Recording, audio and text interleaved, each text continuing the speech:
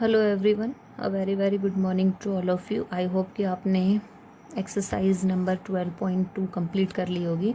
अब हम स्टार्ट करेंगे एक्सरसाइज 12.1 कंप्लीट कर ली होगी। अब जो हम स्टार्ट करेंगे एक्सरसाइज 12.2 स्टार्ट करेंगे, जिसका फर्स्ट क्वेश्चन आप देखिए कभी भी क्वेश्चन को रटिएगा मत, सिर्फ उसका कॉन्सेप्ट समझिए कि क्वेश्चन को जो दिया है तो हमने उसको किस तरीके से और क्या ऑब्जर्व करके सॉल्व किया है। ठीक है, फर्स्ट क्वेश्चन है आपका, फाइंड द एरिया। अब देखिए सेक्टर क्या होता है, सेगमेंट क्या होता है, minor sector, major sector, minor segment, major segment, circle, circumference, ये सारी चीज़ें आप इंट्रोडक्शन में पढ़ चुके हैं।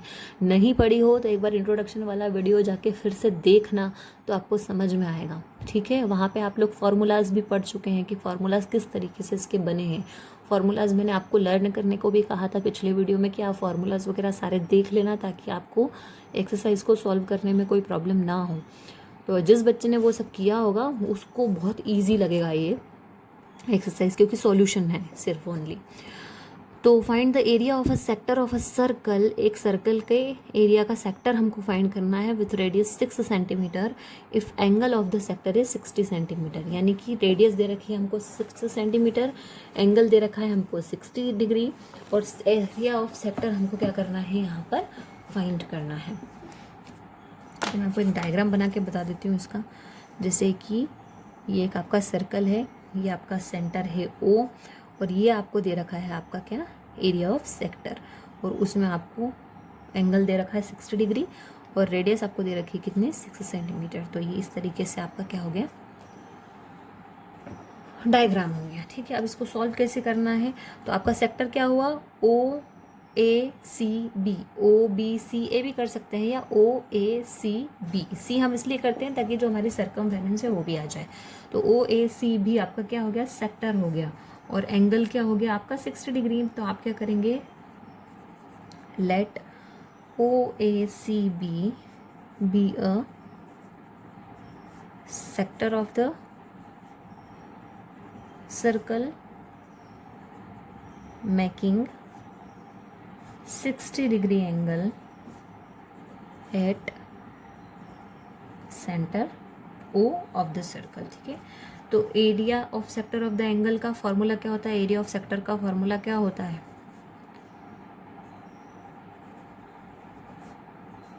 थीटा अपॉन में 360 degree into pi are square, या फिर pi are square theta upon 360 degree भी, इसको डायरेक्ट भी लिख सकते हैं पूरा, pi are square theta upon 360 degree. ये रट लीजिए आप इस फॉर्मूले को, क्योंकि पूरी एक्सरसाइजेज में ये फॉर्मूला तो कहीं ना कहीं यूज़ होना ही होना है। अगर एक ये फॉर्मूला हमको पता है तो हम बाकी की चीज़ें लॉन्ग फॉर्म में भी फाइंड आउट कर सकते हैं। तो ये तो रट ही लीजिए, पाई आर स्क्वायर थीटा अपॉन में 360 डिग्री। ठीक है, थीटा की वैल्यू हमको दे रखी है कितनी, 60 डिग्री, अपॉन में आपका है 360 डिग्री। पाई की वैल्यू हम लोग रखेंगे यहाँ पे 22/7, क्वेश्चन में बोला हुआ है। आर का स्क्वायर यानी रेडियस हमको क्या करनी है, यहाँ पर दे रखी है कितनी, 6। तो 6 इंटू 6 हो जाएगा, क्यों, क्योंकि आर स्क्वायर है तो 6 इंटू 6, 0 से 0 यहाँ पर कैंसिल हो गया, 6 1 6, 6 6 36। तो ये कितना हो गया, 1 इंटू 6 22/7, और 6 इंटू 6, एक 6 से ये वाला 6 क्या हो गया, कैंसिल हो गया। तो जब हमने इसको किया 132/7 सेंटीमीटर स्क्वायर, बस यही आपका आंसर है। तो नीचे आप क्या लिखेंगे, therefore the area of the sector is 132/7 centimetre square. बस दैट्स इट, यहीं छोड़ दीजिए इसको। बस ये आपका क्वेश्चन नंबर फर्स्ट कंप्लीट हो गया। कुछ नहीं करना, सिर्फ फॉर्मूला में वैल्यू पुट करना थे। अभी तो इजी आएंगे आपके। अब देखिए क्वेश्चन नंबर 2 करना आपको है, लेकिन मैं आपको थोड़ा सा उसको एक्सप्लेन कर देती हूँ कि उसको आपको कैसे करना है। तो क्वेश्चन है हमारा, find the area of a quadrant of a circle whose circumference is 22 centimetre. Area of quadrant बोला है आपको सर्कल का फाइंड करने के लिए, और सर्कमफेरेंस आपको गिवन है। तो आप थोड़ा सा इधर डायग्राम पे ध्यान देना कि एक सर्कल मैंने आपको बनाया है यहाँ पे। ये क्वाड्रेंट का मतलब क्या होता है, 4 पार्ट्स। ठीक है, हम जिस हिसाब से मैंने आपको बताया था ना, मैं आपको बताती हूँ, यहाँ बता दूँ कि ये हमने बनाया था, ये सारी 4 क्वाड्रेंट होते हैं ग्राफ के, बताया था मैंने। तो ये जो होते हैं क्वाड्रेंट होते हैं, मतलब कि इस तरीके से चीज़ आएगी, मतलब कि ये कितना आ जाएगा 90 डिग्री, यानी एंगल यहाँ पर कितना हो गया 90 डिग्री। आई होप कि ये चीज़ आपको समझ में आई होगी क्वाड्रेंट वाली, कि मैंने 90 डिग्री कैसे लिखा। ठीक है, 90 डिग्री का मतलब मैंने आपको वहाँ पे थोड़ा सा बताया भी, तो आपको आई होप कि क्लियर हुआ हो। तो आप क्या करेंगे इस क्वेश्चन के अंदर, लिखेंगे आप पहले क्या, सर्कमफेरेंस इक्वल टू, चलो मैं करवा ही देती हूँ आपको ये क्वेश्चन।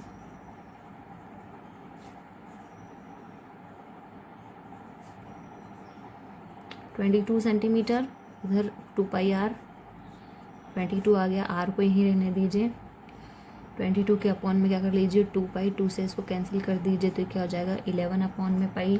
यहाँ पर रहने दो पाई की वैल्यू को, यहाँ पर मत लिखो, कोई ज़रूरी नहीं है। क्वाड्रेंट की वजह से हमारा एंगल कितना हो गया 90 डिग्री, तो एरिया ऑफ सच क्वाड्रेंट यानी वही एरिया ऑफ सेक्टर का ही आपको यहाँ पर फॉर्मूला लगाना है। कोई बहुत ज़्यादा दिमाग लगाने की ज़रूरत यहाँ पर नहीं है। फॉर्मूला क्या होता है, theta upon 360 degree into pi are square. Theta की वैल्यू कितनी है 90, अपॉन में कितना है 360, पाई की वैल्यू रख दीजिए 22/7, आर की वैल्यू रख दीजिए 11 upon pi into 11 upon pi. या फिर आप इस कैलकुलेशन को इजी भी कर सकते हैं कि आप यहाँ पर पाई की वैल्यू मत रखो, ये भी पाई आपका ऐसे ही हो जाएगा, तो 1 पाई से 1 पाई यहाँ पर कैंसिल हो जाएगा, 0 से 0 कैंसिल हो जाएगी, 9 से 36 को करोगे तो कितना हो जाएगा 1/4, और 11 इंटू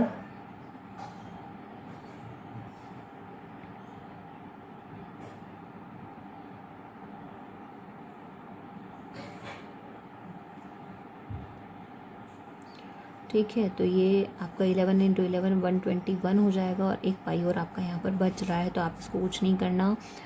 121 आपका एज इट इज़ है, 4 भी आपका एज इट इज़ है, पाई की वैल्यू यहाँ रखेंगे 22/7, तो ऊपर अगर उसको करना है तो 7 ऊपर चला जाएगा, 22 नीचे आ जाएगा। जब इसको सॉल्व करेंगे तो 77/8 सेंटीमीटर स्क्वायर आपका फाइनल आंसर है। क्लियर है, आई होप कि क्लियर है। बहुत इजी क्वेश्चंस थे, कुछ नहीं करना है, खाली एरिया ऑफ सेक्टर के फॉर्मूले में वैल्यू पुट करना है और कैलकुलेशन करनी है ओनली, बस। ठीक है, अभी हमारा क्वेश्चन नंबर हम 3 करेंगे, जो कि आप देखिए ध्यान से समझने वाला क्वेश्चन है। The length of the minute hand of a clock is 14 centimetre, यानी कि एक क्लॉक में जो मिनट हैंड होता है और एक आवर हैंड होता है और एक सेकंड हैंड होता है, तो हम मिनट हैंड की बात कर रहे हैं, उसकी लेंथ क्लॉक में कितनी है 14 सेंटीमीटर। तो फाइंड द, यानी कि रेडियस कितनी है 14 centimetre. Find the area swept by the minute hand in 5 minutes. यानी कि आपने देखा होगा कि कोई भी, मैं आपको डायग्राम में एक्सप्लेन करती हूँ इस चीज़ को। जैसे ये डायग्राम में मैंने एक क्लॉक बनाई यहाँ पर, ठीक है, ये आपका आवर हैंड होता है, ये आपका मिनट हैंड होता है, और एक कहीं पर भी हम सेकंड हैंड बना लेते हैं उसका। तो ये किसकी बात हो रही है, मान लीजिए ये आवर हैंड है, ये 12 है और ये 1 है, यानी बीच में कितने मिनट्स का डिफरेंस है 5 मिनट्स का डिफरेंस है। तो आपको ये 5 मिनट में कितना एरिया कवर हुआ है वो आपको बताना है, यानी वही area of sector he find करना है आपको, एरिया ऑफ सेक्टर। लेकिन हमारे पास यहाँ पर सेंट्रल एंगल नहीं है, तो सबसे पहले हम एक सेंट्रल एंगल निकाल लें, उसके बाद में हम डायरेक्ट वही एरिया ऑफ सेक्टर का फार्मूला पुट करके और उसके अंदर वैल्यू पुट कर देंगे। तो आप एरिया निकालने के लिए, सॉरी एंगल निकालने के लिए हमको यहाँ पर वो मिनट वाला काम देखना पड़ेगा, क्यों, क्योंकि इसके अंदर मिनट वाली चीज़ दी गई है। तो हमको पता है, वी नो दैट, मैं आपको रफली करवा रही हूँ इसके अंदर, ठीक है, कि 1 आवर में हमारे पास में यहाँ पर 60 मिनट्स होते हैं, ठीक है, और 60 मिनट्स में होते हैं, यानी जो मिनट हैंड होता है हमारा, द मिनट हैंड रोटेट्स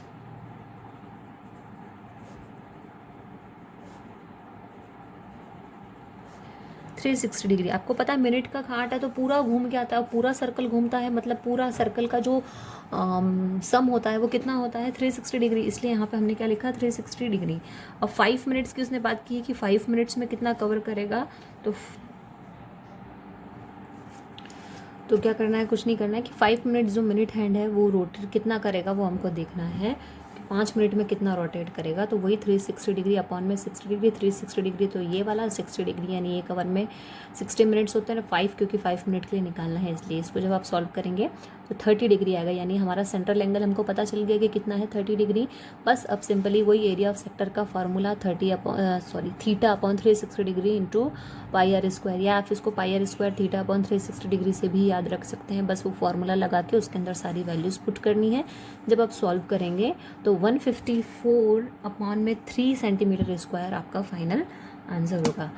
बस कुछ नहीं करना बाकी इस क्वेश्चन के अंदर। तो ये दोनों तीनों क्वेश्चन आप लोग सॉल्व करना और आगे के क्वेश्चंस ट्राई करना अगर आपसे हो पाए तो, नहीं तो मैं तो करवाऊंगी।